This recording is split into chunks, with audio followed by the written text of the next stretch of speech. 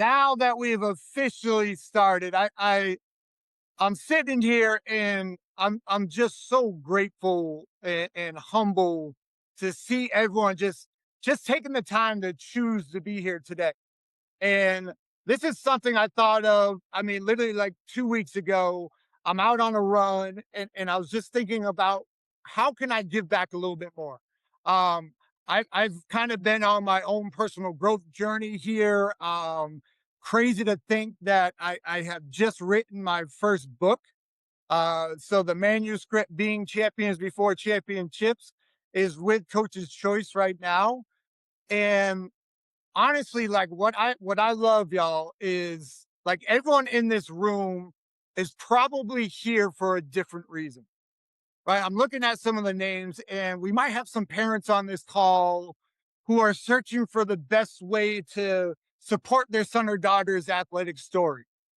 Or maybe you're a coach and you're looking for different ways to connect deeper with your athletes, to see them beyond just being a player, right? And then I'm looking and I see so many athletes on the call, and that's what it's about for us athletes today, is trying to define success on your own terms, right? Not what society is saying, is understanding who you are beyond just being an athlete.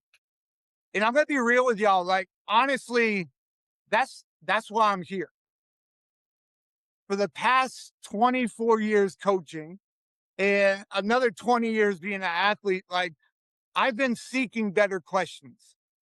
I've been seeking clarity about who I am beyond just being an athlete, or who I am beyond just being a coach.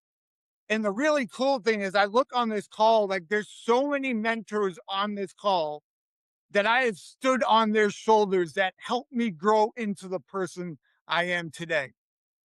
I see Dr. Jerry Lynch, my dear mentor and friend who has changed my life the past 6 years. I see Mark Doucette. I mentioned you in the beginning, my high school track coach, who really saw me for who I was the moment he met me. And what's really great is, seeing Jason and seeing Rich Rogers on this call, my former teammates that's kind of walked alongside me on this journey. And now I see some of my former and current athletes, and all of you, like Jasmine and Jocelyn and Cheyenne, like y'all have shaped me into the person I am that you're listening to right now. You have all made me a better person. And to be honest, like for the longest time, y'all, I held on to so many labels. I'm just a strength and conditioning coach, or I'm just a track coach, or I used to be a high jumper, a collegiate high jumper, and a former state winner. Like I held on to those labels. Like I felt so lost when I was done competing as an athlete. There's many times in my life that I played small because of fear of other people's opinion.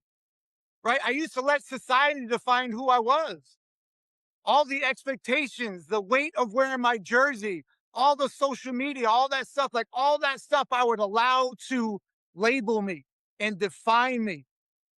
And that's what brings us here tonight. To be honest, like this is why this Zoom series exists.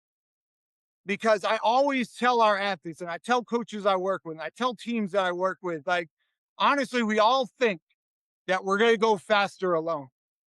But the truth is, we are going to go further together.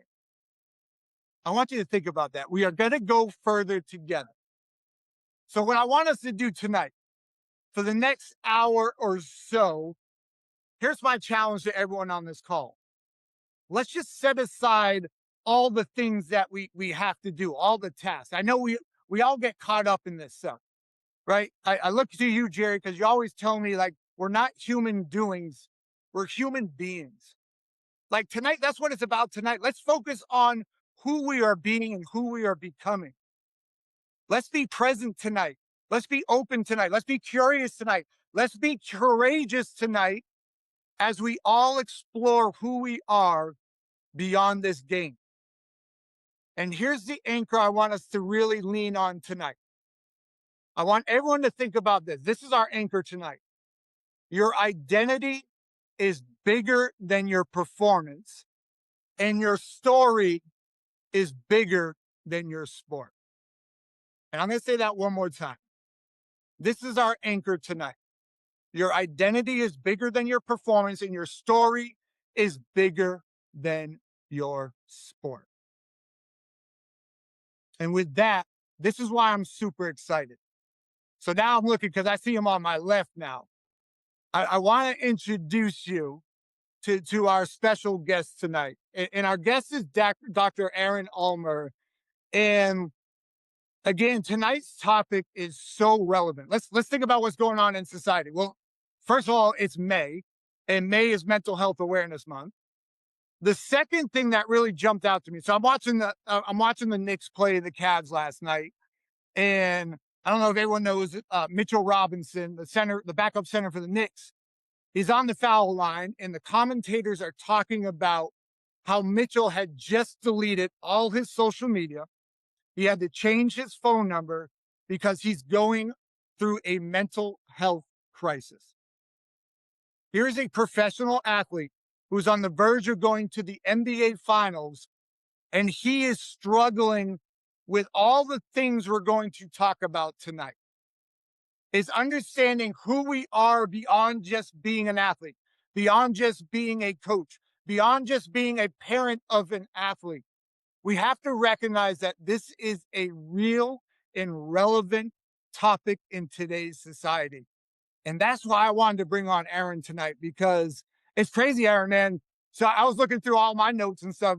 It's literally been 1 year. So we connected last year in May. I was out on a run. I was listening to the 80% mental podcast, one of my favorite podcasts. And Aaron was talking about this subject. He was talking about athletic identity. And what immediately jumped out was his passion about this subject. And then Aaron writes this amazing book, The Unapologetic Athlete. And it was just a message I wanted everyone to hear tonight. So with that, again, I just want to thank you all for joining us. But with that, I'm going to turn it over to my guy, Dr. Aaron Ulmer. So Aaron, the floor is yours. Matt, I genuinely appreciate it. Honestly, I feel like you've covered half of what we're going to talk about in just your intro. So, I mean, I think it was a fantastic intro. But I mean, definitely, I'm super excited to be here with you guys today. I'm going to try and get this shared up. Um, but no, like you said, I mean, my name is Dr. Aaron Ulmer. I'll get a little bit into who I am in a couple of slides, but wherever you guys are joining from tonight, I really just want you to know something, that you didn't end up in this room accidentally. Whether it was the title of the workshop, the topic, or if somebody just sent you the link, all that matters is that you're here. And like Matt said, I really just want you to be as fully present as possible. Tonight's not really about a lecture. I'm not going to can't really stand here, sit here and talk to you for an hour. Like, that's not really how I operate. I want this to really be a conversation. So I have my chat box open. Please engage in the chat box. After each section, there's going to be interactive points within that.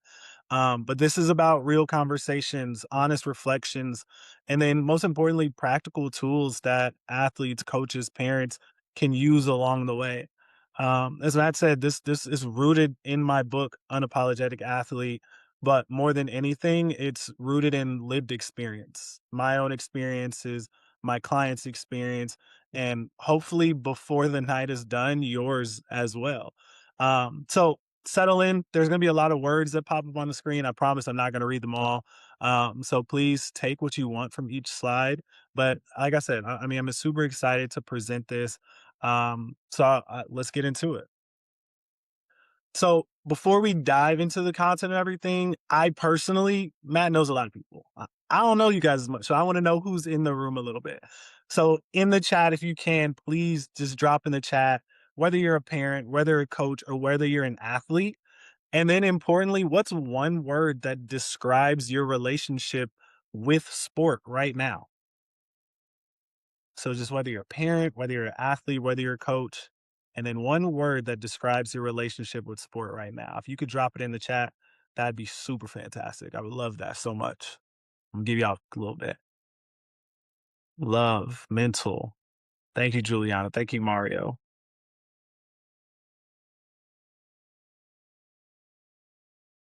pride, love, passion, connection, growth. God, these are such great words. Discipline, transforming, support, growth, purpose, connecting, unity, trust. All right, I like this group, man. This is a good group. Like usually I get some tired, exhausted, all of that, but everybody's on the right page for this conversation. Um, but this is why I want to be open, and that's why Matt and I we decided to have the Zoom in this series because you guys also get to see what's showing up in the chat. This is coming from all different athletes, different coaches, different parents. Every single one of those words in there, like that's data, that's information, but most importantly, like that's real. And that's why these types of conversations really do matter. So, I mean, tonight we're going to move through three particular chapters from the book. Funny enough, they're in order, but chapter 4, chapter 5, and chapter 6, unlearning, just tough it out, smart is greater than tough, and then brick by brick confidence. And here's what I really want you to walk away with tonight. One is a new language for the word toughness, a tool for when things get hard, and then one concrete commitment that you can make to yourself before you close this tab. That's all I want out of this. So, like I said, quickly about myself, I'm gonna give you a quick 60 seconds on me so you know who you're dealing with. So, I'm a sport and performance psychology specialist. I have my doctorate in psychology. I'm a certified mental performance consultant. But honestly, before any of that, I was just a kid from the Bay Area who loved the game of basketball. Ended up moving to Georgia to play college basketball, where I lived the grind. And you'll read in the book that I had 40 something different teammates on a college basketball team, two different head coaches, seven different coaches on staff in general. So I lived a crazy experience being all the way across the country away from home. And I felt the weight of that identity. And then one day, the whistle or horn blew on my playing career. And I had to genuinely figure out who I was without the jersey. That entire journey, that reckoning is essentially why I built a practice in inner game performance. But then ultimately, it's why I wrote this book. And that's why I'm in this space. I work with athletes at every level, from youth, collegiate, professional, all the way to Olympic. And whether the athlete is a 16-year-old club tryout or a pro overseas, these questions are remaining the same. Who am I? How do I handle pressure? And what happens when the game ends? Who am I? How do I handle pressure? And what happens when the game ends? That's the work that I'm here to build. And that's where I want to start the conversation with tonight. So, when I first realized I was more than an athlete, I didn't feel free. I felt lost. That's the opening of the book. And I want to sit in that for a second because for a lot of us in this room, that sentence I'm sure hit somewhere. Most of us are taught from the time that we're young that sport is the thing that gives you purpose, that tells you what to do with your body, your time, your identity. But no one, not your coach, not your parents, not your teammates, no one really sits you down and says, hey, one day this is all going to stop. And you need to know who you are when it does. We always hear about the ball stop bouncing or whatever that might be. But needing to know who you are when it does, that's the part that gets left out. And I wrote all of this because nobody told me, and I became someone in the sports psychology space because there's so many athletes that are still figuring this out the hard way, which is alone, in silence, and thinking something's completely wrong with them because this is something they never took time to develop. But if you're one of the athletes in this room, just know nothing is wrong with you. This stuff just doesn't get talked about enough tonight. But tonight, we're gonna really change that. That's where I wanna take this time to change. So, the book is structured in 4 parts. Tonight, we're gonna be camped in the end of part 1 and the beginning of part 2 a little bit. Part 1, the grind, is how the game shaped us, the identity traps that we fall into, the stuff that we carry that we importantly didn't sign up for. Part 2, where hustle meets heart, this is where the tools live, the mindset tools, emotional regulation, confidence building, the real inner game to being an athlete. Part 3 and 4 go a little deeper. That's where we're looking at life after sport, our legacy, faith, and not necessarily in a religious standpoint, but our faith and belief we have in ourselves and how we grow. And those are for future sessions. Hopefully, we can do this again and we get to part 3 and 4. But like I said, tonight we're focused on these 3 foundational chapters that I mentioned, chapter 4, 5, and 6. These aren't really theoretical. These are things that I personally live, things that my athletes have lived, and things that show up in gyms, fields, weight rooms, in living rooms, car rides every single day. So, one note before we really get into it, like I said, this is a conversation. I'm going to pause at times. I'm going to ask you questions. The chat, you guys have already been great being active. Let's keep it there. If something lands with you, say it. Don't feel the need to hold back. If something challenges you, say that too. I'm all about authenticity and being real here.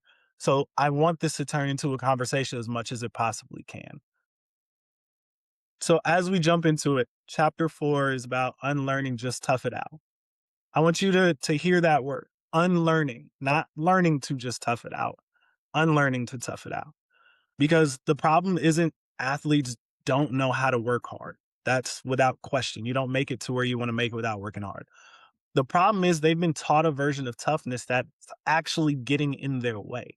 And most of them don't even know it. So let me paint you a little picture, you know, for where all this starts, right? Growing up in especially in environments like mine, and I'm sure like a lot of athletes in this room, like toughness was the price of entry. You weren't allowed to cry. You weren't allowed to complain. You certainly didn't ask for help. Like that was just the code. And I'm not just talking really about athletic culture broadly. I mean, for me personally, I'm specifically even talking about being an African American athlete, first generation athlete, athletes from under resourced communities. They were handed sport as a survival guide. So when life on the court is already chaotic, you can't afford to look weak. So you don't. You suppress it. You compartmentalize. You put it in a box and you label that box, handle it later. And here's what nobody tells you. Later always comes.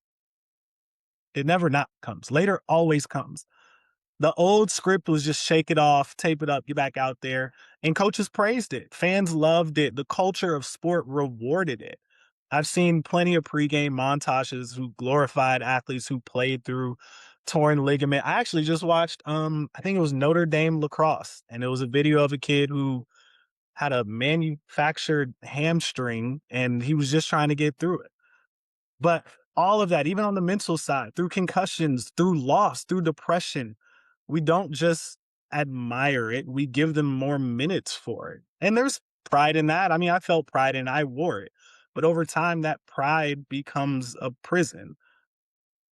Toughness without, and this is something I wrote in the book, toughness without vulnerability isn't sustainable. When toughness is your only gear, you start to become emotionally unavailable. You're present, but you're not reachable. Teammates can sense it, your family can sense it, and eventually, quietly, you start to crack. And you don't even know where that crack is coming from because you've been performing strength for so long, you forget what it actually feels like. I sat in a room once, lights off, completely numb, no game to get me through and no crowd to distract me. Just me and the truth I had been outrunning. And that night, honestly, was a turning point because I realized I wasn't actually tough. I was scared, scared to be anything less than what everyone needed me to be. That was price of pain of also even just being a point guard. Like your job is to make everybody else look better. You don't really get that time to focus on yourself. So that carried into my personal life. I was the guy to get everybody else through. But then I had to take a minute and realize I don't know how to pour into myself as a person because I didn't do it as an athlete. And all of those things start to compound on one another. But here's the reframe. And this is the line that I want you to take from this chapter, right? Toughness isn't the absence of emotion. It's the ability to feel it and actually keep going. Toughness isn't the absence of emotion. It's the ability to actually feel and keep going. That's a different kind of strong. That's sustainable. That's ultimately what we're building towards having these conversations here tonight. What is the line between tough it out and grit? That's a whole web series in itself based on that question. But listen, when I'm saying all this, I'm not saying not to be gritty, not to be hardy, not to go and play extra hard when you're hurt or anything like that. I'm saying in a sense, don't allow that to start to mask who you are. Just because you can tough out an injury or you can play extra hard and go past the next level, you have to realize that your identity is also in that. So if you don't take care of that before, during, after the game, these things really do start to compound. I'm not trying to take away from performance and playing extremely hard or pushing kids and pushing your athletes to hit the next level. But there's also work that has to be done outside of that to make sure that they are smarter and not just tougher, to make sure they're still building confidence, to make sure that they're not compounding all the negative outside noise and pressures that they might be facing on a day to day basis. That's where I mean, I think that's the best answer to that question. So there's three questions in this. I know you see two at the top, but we're really going to focus on the three that are in the bottom. Pick the one that fits your role, whether you're an athlete, whether you're a coach, or whether you're a parent, and drop your honest response in the chat. So for athletes, when did you hide what you were really feeling in order to stay on the floor? Coaches, have you ever told an athlete to push through something that actually needed attention? And parents, what do you wish your child knew they could tell you without judgment? I know these are some heavy hitting questions, but like I said, I'm here to be real. I'm here to be honest. And I want us all to learn from one another. So, whichever bucket you fit, whether you're an athlete, coach, or parent, there's no wrong answers here. I want to be very clear about that. This is your space. I'm in a place of serving. I know I just talked about I've done so much to work on myself and not only give to other people, but this is your space. And so I just want to see if you're an athlete, coach, or parent, what are some of your answers to this?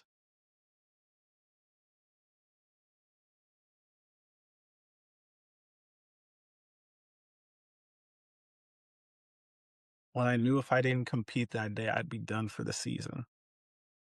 Thank you, Reagan.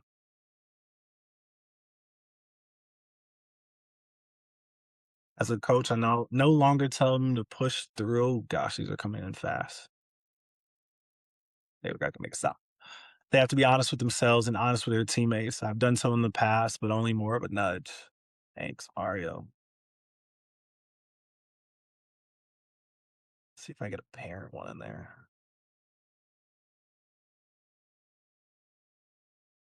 I'm scared. I love that, Rich. What are they mentally going through during a tough loss?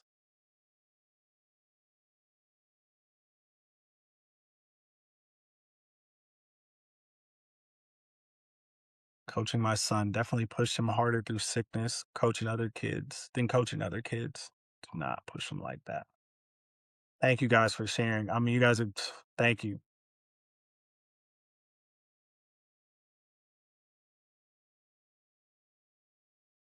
Thank you guys so much for sharing. And again, the chat's here for everybody. Like, look at how honest people are being right now. Like, this is the space. This is why Matt and I wanted to have these conversations. So remember that as we continue to move, seeing other people be vulnerable is a great way for you to continue to take that next step.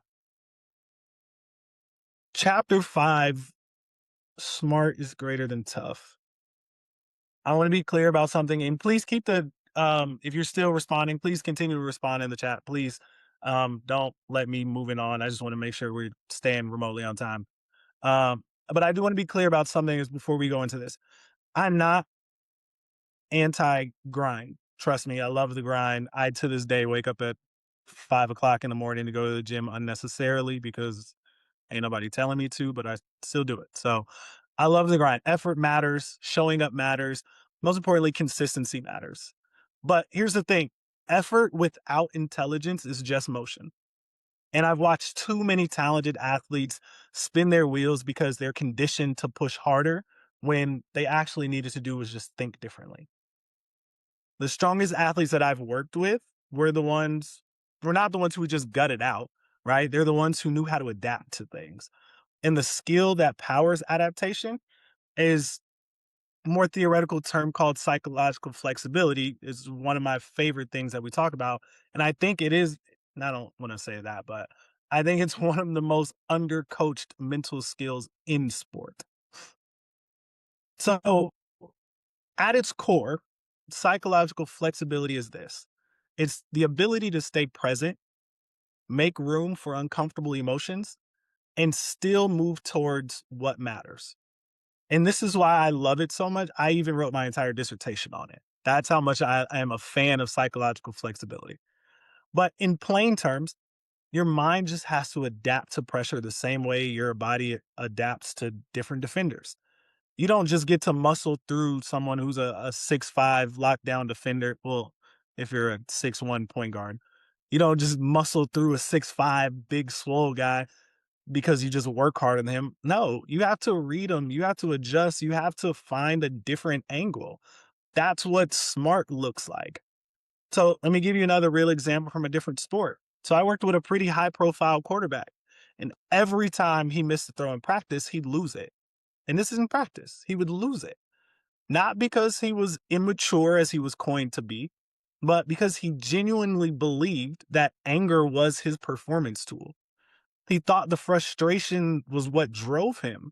And it did at times, but it also is what made him fragile.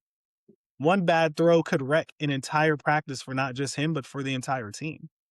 We spent weeks unpacking this, like weeks. It was probably 2.5 months or so.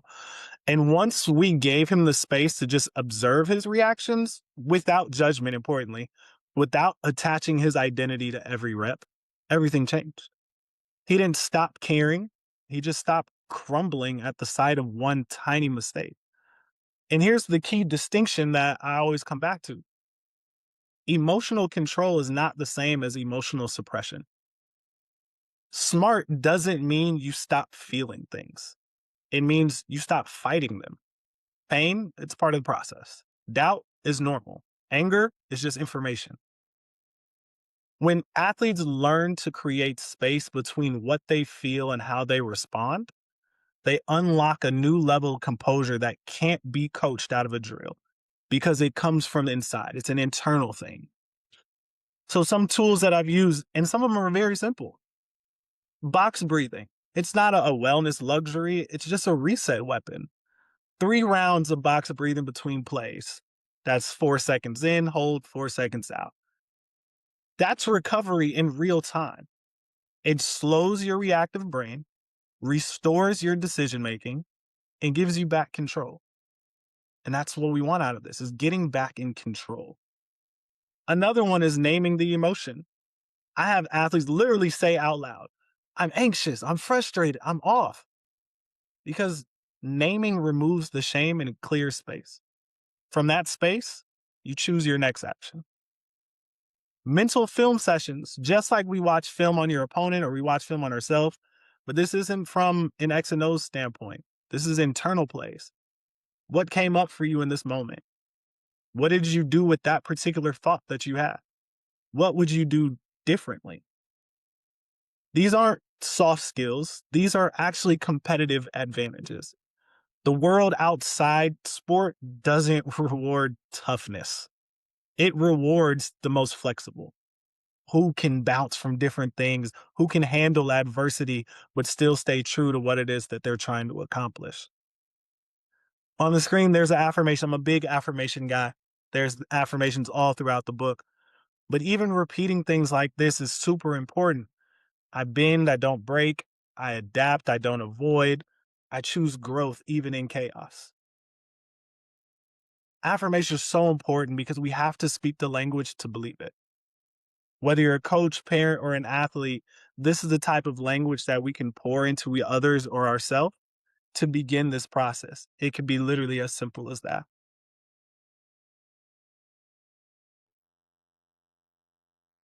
So, scenario time. Again, we're going to go back to the chat. So where I want you guys to put your hat on, your sports psych hat on, or even just as an athlete. I want you fully in this. So your athlete, or if you're an athlete, you just made a costly mistake in a big game. a big moment in the game. The crowd's going crazy. Coach reacts, your body tightens, your mind starts spiraling. You have about 3 to 5 seconds before the next play. What do? Drop this in the chat. What does smart look like in that moment? I, I don't want a textbook answer. I don't want nobody Google AI popping up. Give me something that you either do now or now after hearing a couple of things, what would you do? A costly mistake was just made in a big moment in the game. You have 3 to 5 seconds before the next play. What do? What's the smart thing to do? Or not smart thing. What are some smart things to do? Next play, reset, move forward, recognize, reset, and refocus. As a coach, I know the athlete will look to me. I will give him the palms down look to get him to settle down. Oh, God, I love palms down. Take a second and breathe. Move on to the next play. Tell them don't worry about it and get the ball back. Tell them you love them. I love that. Taking a deep breath, try to reassure the athlete. Let it go, move on. Amazing. Amazing. I'm gonna give you, and a lot of you are already hitting like what I'm gonna give you here. If you're still looking for an answer, I'm gonna give you my 3-step sequence that I use and I teach pretty much every single one of my athletes. Breathe, name it, next play. That's it. That's the practice. It doesn't sound like much, but when you've trained it, when you've done it 500 times, when there's low stake moments in practice, it becomes automatic and it becomes who you are under pressure in sport and out. Can I just take a breath? Can I name what just happened? And then I'm on to the next play. The athletes who are dangerous in the fourth quarter aren't the ones who feel nothing. They're the ones who feel everything and still can choose their response. That's smart in this definition. That's the edge that we're looking to create. Chapter 6, Brick by Brick Confidence. So, quick question before we go into this. I guess you can just drop like a yes in the chat, whichever is easier. How many of you have felt confident after a big win or a great moment, and then the very next game, that confidence is completely gone?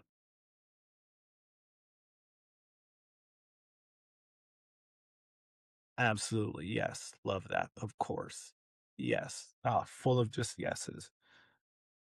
Yeah. I don't know how many people in here, but I'm sure that fast we pretty much just got through every hand in here. And here's why. Because the confidence you were feeling wasn't your real, genuine confidence. It was a high. And here's the problem with being addicted to that high is it goes away every time the performance dips. And you're left rebuilding from zero again. What I want to show you right now is what real confidence can actually look like. And I warn you, it is a lot less exciting than what most people really believe it to be, because it really just is. Real confidence is boring. I know it's an absurd thing to hear, but real confidence is boring. And I say that in the book, and I say that, and I'll say that again tonight, because it looks like repetition. It looks like early mornings. It looks like consistency when nobody's clapping. It doesn't trend. It doesn't make a highlight reel. It doesn't do any of that. Because early in my career, middle school, high school, I thought confidence came from the outside, from the praise you got from a coach, a hot streak, whether you walk into the school grounds and seeing people get jittery at you because the basketball player walked by. Like, when I played well, I felt like I was somebody. That was great. When I didn't, it went invisible. I retreated into myself because the noise wasn't there for me anymore. And then I realized that that's not confidence. That's just approval addiction. And a lot of athletes are living in that cycle without even knowing it. So what's the alternative? I teach something I call confidence stacking. And the idea is very simple. Every time you keep a promise to yourself, you add a brick. Not a promise you made to your coach, not a promise you made to your team, but a promise you made to you. You said you get up early to stretch, brick. You journaled even though you were exhausted, another one. You stayed locked in practice when your role got limited, another brick. You said this wasn't my best without spiraling. Guess what? That's a brick too. These are the moments that nobody applauds. They're the moments that build the foundation that nobody can take away from you. And that's where we want to get to. That's where this real confidence comes from. And here's the myth I want to break right now. Confidence does not mean you never doubt yourself. Even the best players in the world have doubted themselves. The difference is they don't stay in doubt. They have a practice to bring them back. It's funny. I have a client right now who's playing extremely well international basketball right now. It's about to be in the highest league, international league outside the NBA. And we are talking about his confidence right now. Like you're in the playoffs having the best year of your career. And we're talking about confidence. And he's like, I just don't feel confident heading into this. Well, guess what? You don't need to feel confident to act confident. Confidence isn't always a feeling. Sometimes it's just a decision. And here's another practice to throw into that. And this is something I call mirror moments. Not the motivational kind where you're shouting at yourself and affirmation, staring in an actual mirror. It's quieter than that because this one's very intentional. At the end of each day, ask yourself, did I show up with integrity today? Did I stay connected to my values? Did I do the work I said I would? If yes, that's your confidence cue.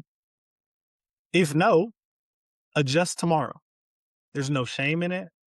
It's just about realignment. You are not your stats. No athlete will ever be their stats. You are not your minutes. You are not your last box score.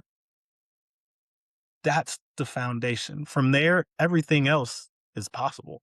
We're leaving room for miracles here. That's how I always tell my guys, like, hey, look, let's leave room for miracles. Why doubt ourselves?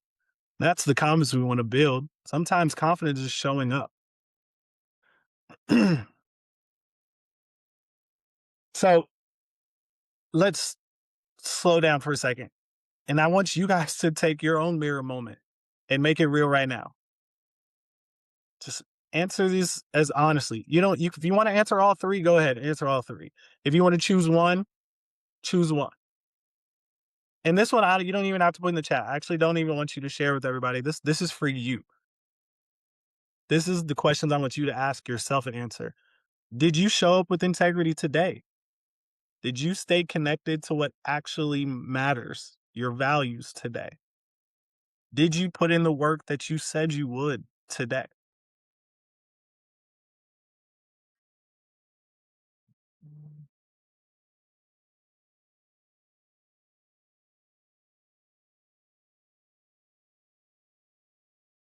And now with that, after we've thought about those answers, this one I do want you to put into the chat.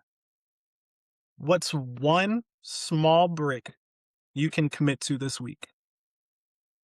Not a goal, not a resolution, a behavior, something very specific, something that you can actually do. Not, I'll be more confident. That's a feeling, not a brick. Something like I'll journal for 5 minutes before I touch my phone in the morning. That's a brick.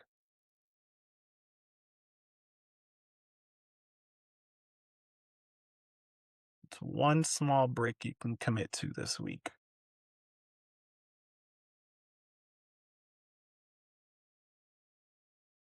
Review film. Up at 5:30. Go to bed before 10. Hopefully you're not on the East Coast because you got like an hour and 30 minutes before you got to go to bed. Be more of an active listener. Enjoy nature. Read the Bible before I start my day.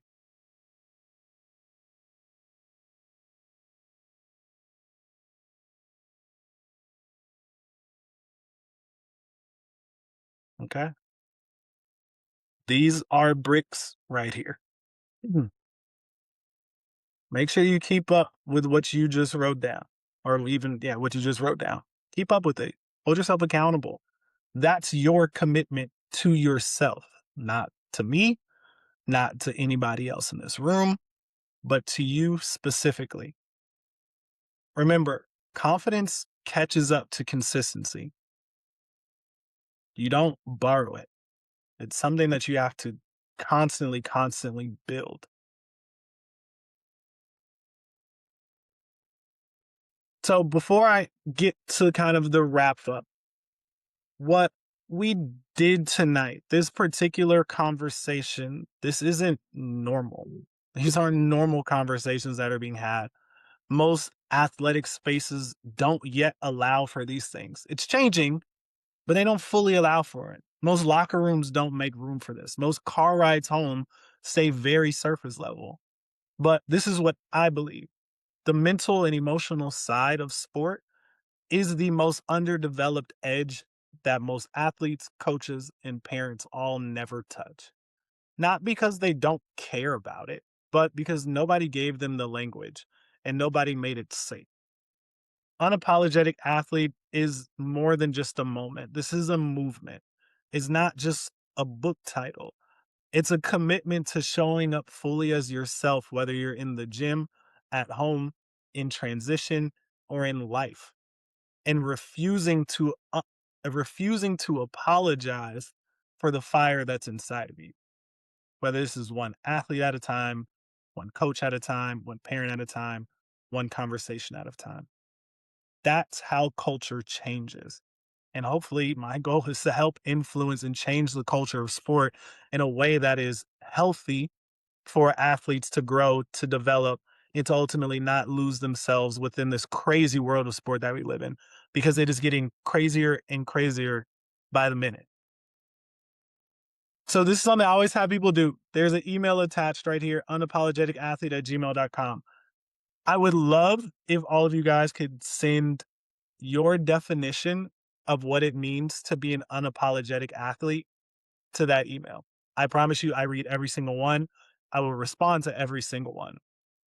But send your definition to this particular email of what you think it means to be an unapologetic athlete. I gave you my definition of it. I want to see where your mind goes to it after just even being here today. So that's unapologeticathlete@gmail.com. Shoot over your responses. I can't wait to read through as many of those. Well, not as many of those, all of those. So we're almost done. So let me give you a quick 60-second recap, and then I would love to open it up as much as we possibly can with the time that we're allotted. Chapter 4, toughness is not suppression. Real resilience includes vulnerability. You're allowed to feel and keep going. That's the strength there. Chapter 5, psychological flexibility is your edge. The goal isn't to feel nothing, it's to stay present, name what's real, and respond with intention. And then lastly, real confidence is built through consistent, integrity driven behavior, not just performance. Performance helps, but when we have consistent behavior that drives it, that's where the real confidence is built. Every kept promise to yourself is a brick. Build that foundation that nobody can shake. So I'm open to take questions, whether you drop them in the chat. Matt, let me know how long we have to go through some of these. I know there's no dumb questions here. Even if I don't know the answer, I'll find a way to respond and get you an email response or whatever it is. But if it came up for you tonight, it came up for a reason. So Matt, yeah, let me know how we want to handle this. Yeah, I mean, and we're good. We have about 10 minutes. So if any coaches, athletes, parents, like if you want to take advantage, that now we have about 10 minutes. We can do Q&A, ask Aaron anything from the book or any questions that you're struggling with in the mental game or identity. But yeah, let's take 10 minutes. Uh, Let's hear it, Jerry. okay, so I just want to start by saying I just love Doc you. I love you, Doc, and you've done a great job, Aaron, and really clarified a lot of things. And what I love about you and what you've done is you've really brought verbalization to issues that we don't have the words for, and you're really like coming from down in the trenches, which I think is really what a lot of people need. I've been in this business for way, way too long, over 50 years. And I'm still at it. As Matt will tell you, I'm not retired. I rewired and refired. Ooh, And like that. yeah, and so my perspective is after 50 years, I've always been looking to simplify the entire landscape of sport and therefore life. So I'm coming from a 30,000-foot perspective, looking down on sports after all those years. And after those 50 years, I believe everything you said comes under one of these two categories. If you gave me the time, I could classify it under these two, okay? So where you did the specifics on the ground, boots on the ground kind of thing, I'm looking at it from the top and trying to understand it after 50 years. So I'm just giving you that background. Uh, so I believe there are two ways that we act in sports as coaches, as parents, or athletes. We either act from love or we act out of fear. I gave up, I was trained I have a doctorate in psychology, and I worked as a sports psychologist and wound up getting divorced uh, after several years because while it's a great science, it didn't approach what I thought was really the key issue. It came close, but it never went overboard with it, and that is the soul of sports and the soul of the athletes, the spirituality of sport is really key. And that's where I started to put all my energy, as a lot of people on this call can vouch for. So I gave up the psycho strategies years ago to focus on what I felt really mattered for me and for others. And that is creating environments that are safe, where you feel you belong, where you feel heard, important, valued, respected. And in those environments, regardless of whatever I did with my psycho stuff, I could get people to go the distance because of that kind of environment. Without love, you feel you feel tight, tense, and tentative. When you're fearful, you feel the same feelings. I've discovered, and science is backing me up now after all these years, that feelings equal function, which is performance.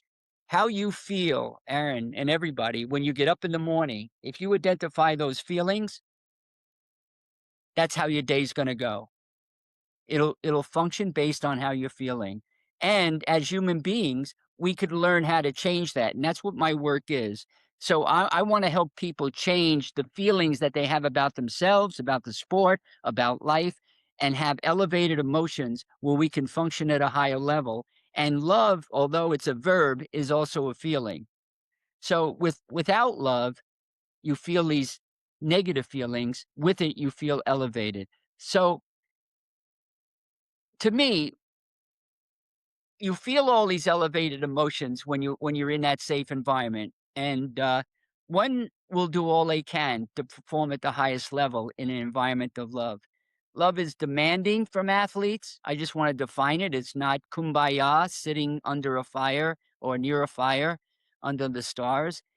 It's demanding from your athlete. Why? Because you love them. Or demanding from your children. Why? Because you know that they need to get better and they want to, and you can tell them that's why you're being demanding. You love them too much to let them slide. So fear becomes the cancer of the athletic soul, and love is the cure. This is what I have found. So if we can demonstrate more caring in our coaching, while being demanding and empowering each other, and do this all in a safe culture that we have constructed purposefully and with intention, it's going to work. It requires action. This is a discussion that I feel is really important to have day in and day out. John Wooden said when he retired, he said, the reason for my success was I had a lot of love in my coaching. And my friend Phil Jackson, who I've had a lot of communication with over the years, uh, said to me one time, "Jerry, it takes a lot to win an NBA championship." And Aaron, I know you understand that more than any of us here. He said it takes talent and it takes grit. It takes all of these qualities. He said, but if love is missing, the other things don't really matter. You need to have that as the foundation. So anyway, for what it's worth, uh, it's a perspective that subsumes everything that you're talking about, which I really, really am grateful for and honored to be here and given the opportunity to express what I have discovered to be something that's really important. And it all comes down to us being able to lead with love. Well, thank you. Yeah, I appreciate it. I don't really got any follow up from that. I think he hit the nail on the head with that one. But no, you were the one that inspired me to write this because you're talking about all these things, and I'm saying to myself here, yes, yes, yes, yes, keep going, yes, yes, yes, and I want to read the book, and and so I'm saying yes to something that I believed over 50 years is really the essence on the ground. But I wanted to just say that if we create those environments and and the athletes feel safe, when they feel safe, they're not looking over their shoulder. Are they going to be yanked out of the game? Are they not going to get a starting role? Are they not going to make the team and the roster? If they're coming from that place of fear, they'll never function at a high level. None of us function at our best level when we have fear. And Yeah, so I thank you for giving me the opportunity to reflect upon what I've been observing uh, most recently as well. appreciate that. Psychological safety is a crazy, crazy, crazy factor that goes into very high performing environments. Yeah. But sometimes we're not always gifted with that opportunity to be in that. So that's really why I wanted to write this to athletes because sometimes you can't control the environment that you're in. I mean, I have players in the NBA, they don't know whether Yeah. they get traded or have to sign to a new team. They might love the environment that they're in. But Right. unless you have established that foundation, and towards the end of the book, there's a whole section on soul work and understanding, really locking into who you are internally and developing those identity cues. So, in no matter what environment you're in, whether it's one that everybody loves you or everyone hates you, it's not something you've taken personally. And then it Yeah. also teaches coaches and parents and how to instill that within athletes, but then most importantly in life. We've all been in environments where we don't feel love beyond sport. I mean, in sport, beyond sport. So it is about first loving yourself and everything that you're going through and loving the process and loving all the little details about it. And once one does it, then it starts to triculate and grow and grow and grow until we have environments that are conducive for development because everybody deserves development. So it's a matter of controlling what you can control. Yeah. And it, it it can be controlled if there's education and coaches listening or coaches out there uh, don't even realize. They'll say to me, "Well, I believe you, but how do you do that?" Well, we have to learn how to. I learn how to give love every day, and I keep learning different methods and technologies and ways that I can infuse the people that I'm surrounded with every day with the feeling of being well worth it, important, valued, respected, and so I think it's a training thing, and we've all had those experiences, and that's why I'm still working because I want to make a difference in that realm. I love that. So I'm literally trying to stay in my seat because now we have Aaron and Jerry just going back and forth. I'm loving it. So Aaron, are you good if we hang out for a couple more minutes? If anyone else has any more questions? Yeah, I have a little more time before my daughter comes kicking the door down, but Yeah, yeah. So if Well, anyone wants to and jump on real quick and get with Aaron, jump on and I'm the unmute cook yourself. too in the family, so I got to get cooking. Go ahead. So any more questions they want to unmute and ask? okay, I'm gonna Yeah. read Braden's question. Yeah, yeah, definitely hit up B. As a point guard and leader, how do you control your emotions during a game, especially when things are not going your way? God, how long do you got, Braden? Again, I think one of the most important things is one, control what you can control. I'm gonna preach that until I'm blue in the face.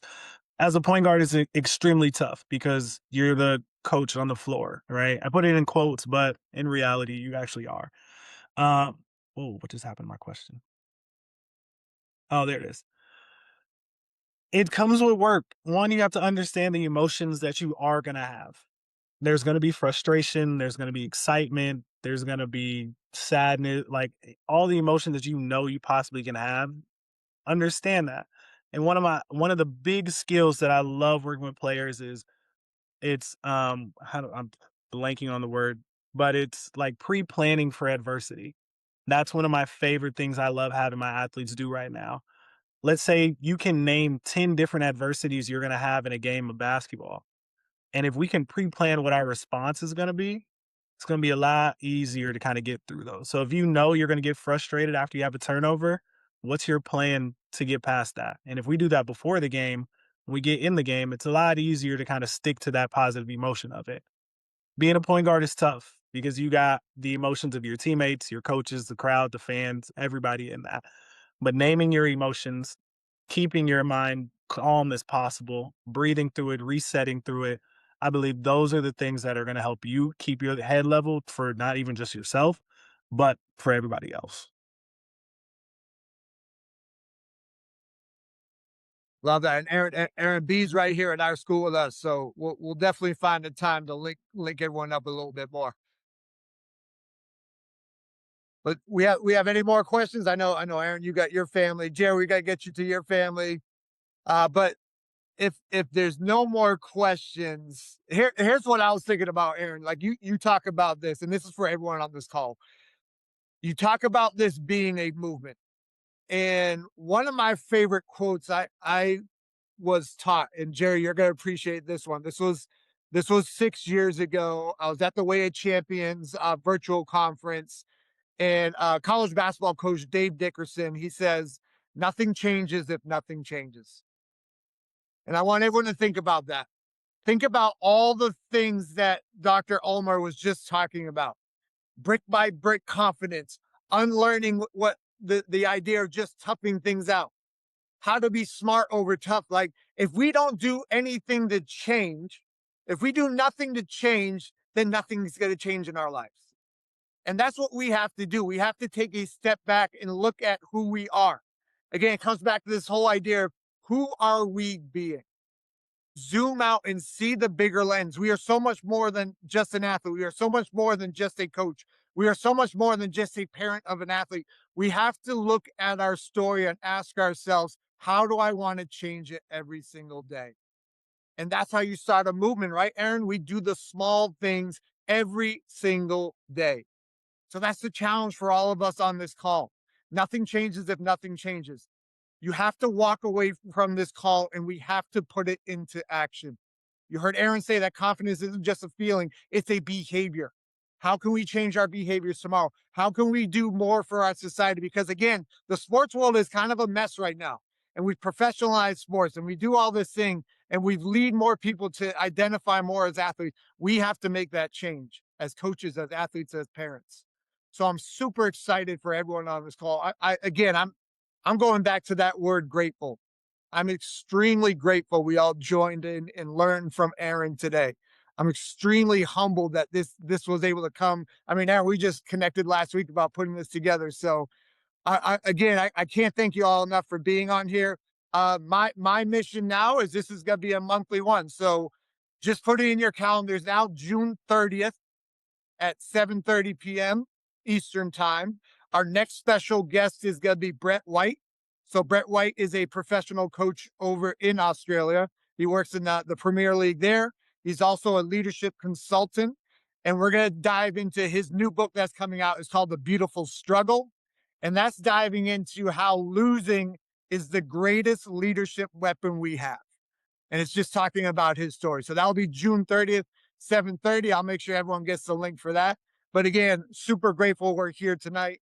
I'm all fired up and I'm ready to get this movement going. So thanks again, and we'll see you all June 30th. Thank you, everyone. Appreciate you guys. Thanks for the invite, Matt.